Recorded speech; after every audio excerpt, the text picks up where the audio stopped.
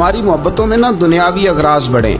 اوئے ہوئے ہوئے ہر دعوت صرف اسی لیے ہوتی ہے کہ وہ بندہ بلاؤ جو میرے کام آئے گا.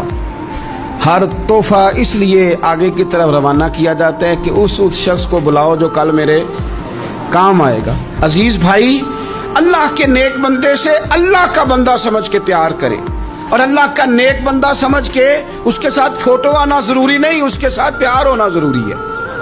اور اگر محبت اخلاص والی ہو، پیار والی ہو، عقیدت والی ہو، تو حضرت ابو ذر غفاری نے تو کہا تھا یا رسول اللہ اگر بندہ کسی نیک بندے سے پیار کرے، نہ اس سے مل سکے، نہ اس طرح کے کام کر سکے، پھر بھی کوئی نتیجہ نکلے گا، تو حضور نے فرمایا پیار خالص کرے، اللہ قیامت کے دن دونوں کو جمع فرما دے گا.